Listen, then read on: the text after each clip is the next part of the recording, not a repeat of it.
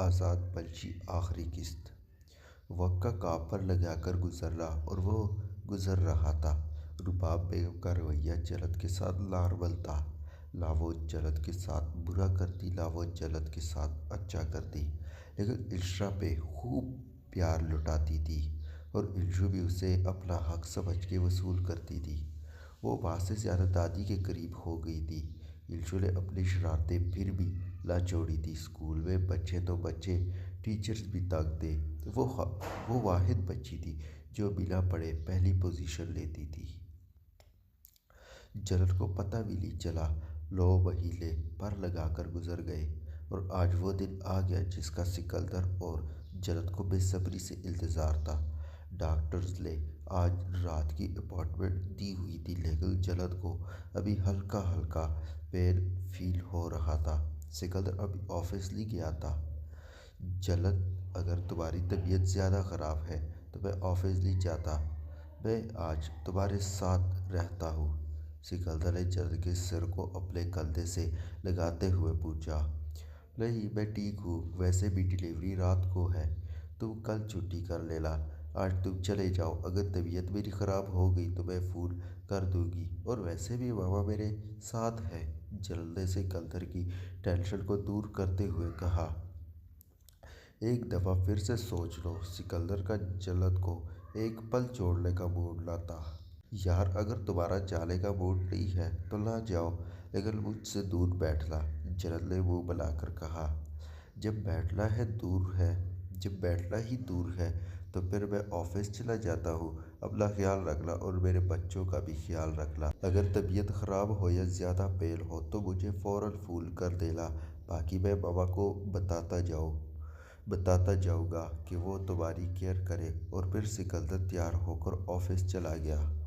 सिकंदर के ऑफिस के जाने के कुछ घंटों बाद जल्द के पेट में नाकाबिले बर्दाश्त दर्द होना शुरू हो गया, तो वो जल्द से रुबाब बेगम के रूम में पड़ी। बाबा, मुझे दर्द अब बर्दाश्त नहीं हो रहा, मुझे हॉस्पिटल ले चले, जलद ने पेट को पकड़कर कहा।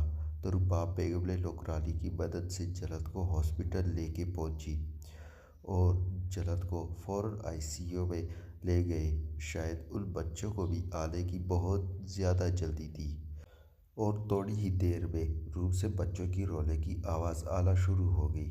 रुबाब बेगम को सिकंदर को इत्तला देना याद नहीं रहा, क्योंकि इल्शु के वक्त वो पासला था, इसलिए उन्हें अभी भी भूल गया था।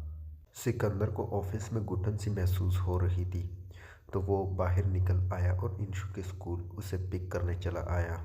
इंशु, आजकल तुम उम्र का जिक्र नहीं करती, सिकंदर ने खामोशी तोड़नी चाही। डैडी उसके न्यू दोस्त बन गए हैं, तो मुझे ऐसे दोस्त नहीं अच्छे लगते जिनके ज़्यादा दोस्तियाँ हों। मैंने छोड़ दिया और अब इंशु किसी को दोस्त नहीं बनाएगी, वरना फिर जलेसी होती है। क्या? सिकंदर ने मुंह खोल कर कहा। बाबा, मुझे ऐसे दोस्त नहीं चाहिए जो सबके हो, बल्कि सबको वो दोस्त चाहिए जैसे इंशु के हो। लेकिन अब मेरा ब्रेकअप हो गया है और आप उम्र का जिक्र ना करना, वरना मेरा कारी साहब मारेगा। क्या? कारी क्यों मारेगा? कारी का यहाँ क्या जिक्र?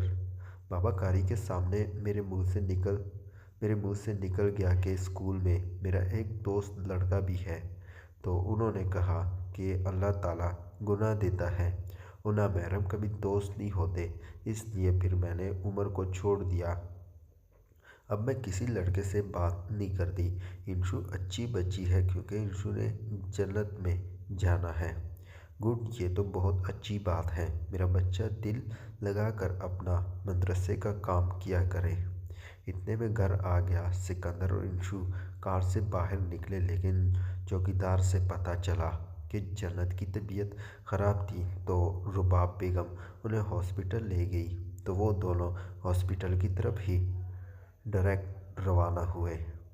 सिकंदर और इंशा जल्दी से इमरजेंसी रूम के बाहर पहुंचे, लेकिन पता चला जन्नत को रूम में शिफ्ट कर दिया है, तो वो रूम की तरफ गए।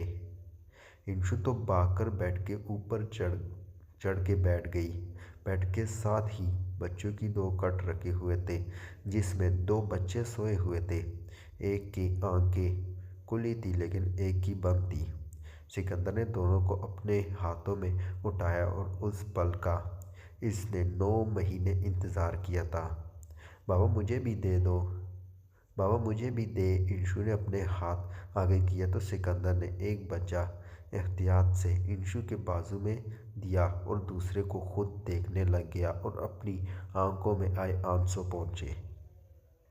जन्नत और रुबाब बेगम इंशा और सिकंदर की तरफ देख रहे थे। वो दोनों वक्फे वक्फे से बच्चे को चूम रहे थे और साथ सिकंदर अपने आंसू साफ कर रहा था। और फिर बारी बारी सिकंदर ने दोनों बच्चों के कानों में अजान दी। मामा घर चले। इंशु हॉस्पिटल के माहौल से तंग हो गई थी। हाँ मैं डिस्चार्ज पेपर बनवाता हूँ, फिर बेटा घर चलते हैं, सिकंदर ने जन्नत की तरफ देख कर कहा। ओके। और फिर तमाम हॉस्पिटल की फॉर्मेलिटीज़ सिकंदर ने कंप्लीट की और रूम में बढ़ा। मामा आप जन्नत को संभालो, मैं बच्चों को उठाता हूँ, सिकंदर ने नम आंखों से कहा। जन्नत को सहारा देकर रुबाब बेगम कार की तरफ रवाना हुई। इंशु भी उनके साथ थी, लेकिन कार के करीब पहुंचकर जब इंशु ने सिकंदर के हाथों में बच्चे देखे तो हैरान हुई।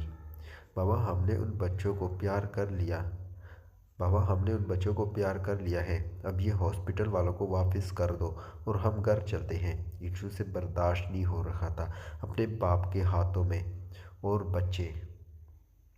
वो अकेली पली बड़ी थी, अब बहन भाई देखकर उसे जलेसी हो रही थी। बेटा ये आपके बहन भाई हैं, ये हॉस्पिटल वालों के बच्चे नहीं हैं, सिकंदर समझाते हुए कहा। अच्छा बाबा लेकिन ये मेरी तरह प्यारे तो नहीं हैं, फिर भी हम उन्हें रख लेंगे, हम उन्हें दरख्शा को दे देंगे। वैसे भी दरख्शा की एनेक्सी में बहुत सारी जगह है। जन्नत ने सर को नफ़ी में हिलाते हुए इंशु की तरफ देखा। अभी तो जन्नत के ज़ख्म भी भरे नहीं थे और उसकी बेटी पहले से उसके बच्चे किसी और को देने वाली थी। सिकंदर तुम उसे क्यों लाए हो हॉस्पिटल, जन्नत ने गुस्से से कहा। यार अब तो घर चलो। और सिकंदर ने एक बच्चा रुबाब बेगम को दिया, एक जन्नत की गोद में लिटाया और इंशु को आगे बिठाकर कार घर की तरफ बढ़ाई। घर पहुंचकर जन्नत को सिकंदर के रूम में पहुंचा दिया गया। इंशु भी आज वही डेरा जमा कर बैठी थी। सिकंदर तुम्हें पता है तुम्हारी ये वाली बेटी भी इंशा की तरह है, इंशा की तरह ही दिखती है। इंशा बचपन में बिल्कुल ऐसे ही थी, जन्नत ने मुस्कुराकर कहा। नहीं मामा, इंशु बचपन में प्यारी थी, ये प्यारी नहीं है, ये गंदी है, इंशु ने मुंह बनाकर कहा। इंशु आपको जलेसी हो रही है, सिकंदर ने इंशु के गाल को चूमते हुए पूछा। नहीं मुझे ये दोनों अच्छे लग रहे हैं, लेकिन हम उन्हें कहाँ सुलाएंगे, इंशु ने बात बदलते हुए पूछा। दादो साथ, जन्नत ने शरारत से कहा। नहीं वहाँ मेरी जगह है, दादो की बेटी इंशु है, ये आपकी बेटी है, आप अपने साथ सुलाना। और इंशु रुबाब बेगम की गोद में बैठ गई। दादो ये दोनों गंदे हैं, आप उनकी दादी ना बनना, आप सिर्फ इंशु की हो, इंशा ने रुबाब बेगम को मक्खन लगाते हुए कहा। हाँ मैं सिर्फ इंशु की हूँ, उन्होंने इंशा का माथा चूमा। भैया किसका है, सिकंदर ने इंशु से पूछा। भैया भी मेरा है, मामा आप जाकर रेस्ट कर लो, मैं यहाँ मौजूद हूँ, सिकंदर ने रुबाब बेगम से कहा, जो बहुत थकी हुई लग रही थी। मैं ठीक हूँ बेटा, मामा कोई बात नहीं। तो सिकंदर के इसरार पर रुबाब बेगम चली गई और साथ इंशु भी खाने के लिए चली गई। बहुत शुक्रिया मेरी ज़िंदगी मुकम्मल करने के लिए, सिकंदर ने जन्नत के माथे को चूमते हुए कहा। जन्नत सिर्फ मुस्कुराई। नाम क्या रखना है, जन्नत ने फिक्रमंदी से पूछा। मामा से पूछेंगे और तुमने कोई रखना है तो रख दो, सिकंदर ने फराहदाली से इजाज़त दी। नहीं जो मामा कहेगी। और रात को इंशु और रुबाब बेगम फिर से सिकंदर के रूम में थी। ये कुदरत का निज़ाम है, जिस दिन घर में कोई नया मेहमान आए तो लोग इस रूम में बहुत इकट्ठे होते हैं, सारा घर वहीं मौजूद रहता है। ये मेरा उमर है, इंशु ने भैया को चूमते हुए कहा तो सब ने चौंक कर देखा। हाँ अगर कल को कहो मुझे उमर चाहिए तो फिर उसे उमर बुलाओगी, रुबाब बेगम ने तंज से कहा।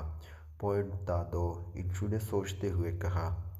बाबा मैं अभी बच्ची हूँ, जब मैं 14 साल की हो जाऊँगी मेरी शादी उमर से कर दीजिएगा। अभी मैं उससे बात नहीं करूँगी, गुनाह मिलेगा। ठीक है, इंशु ने तसल्ली चाही। जैसे मेरी ज़िंदगी जाएगी वैसा होगा, सिकंदर ने जवाब दिया। सिकंदर नाम जन्नत ने मनमनाते हुए कहा। बारान शाह, रुबाब बेगम ने एकदम कहा। ओके, और बेटी का? जन्नत ने रुबाब बेगम से पूछा। जन्नत तुम खुद रख लो, रुबाब बेगम ने कहा। मामा पहले इंशु का रखा था, सिकंदर तुम रख लो। फिर तुम ये तो नहीं कहोगी कि किसी माशूका का नाम रख रहे हो? सिकंदर ने फिक्रमंदी से पूछा। सिकंदर, मैं तुम्हें ऐसी लगती हूँ? नहीं मेरी जान, तुम लगती नहीं हो, तुम गुस्से में ऐसी हो जाती हो, सिकंदर ने कहा। मामा ये मेरी खानसा है और मैं उसे प्यार से खानी बुलाऊंगी और भैया को बानी बुलाऊंगी। तो सबने फाइनल कर दिया। कुछ सालों बाद, सिकंदर मुझे खानी नहीं मिल रही, जन्नत ने रूहान सी शक्ल बनाकर कहा। इंशा मुंह बनाकर बैठी थी और बारान, वो दूसरा इंशु का पार्टनर था, वो भी खामोश था। इंशु मेरी जान खानी कहाँ है? सिकंदर ने प्यार से पूछा। बाबा जहाँ से हम लाए थे वहीं पैक आए हैं, बारान ने जवाब दिया। कहाँ पैका है? सिकंदर का कलेजा मुंह को आया। उसकी नाजुक सी बेटी के साथ पता नहीं दोनों फितनों ने क्या किया है। कूड़े पे।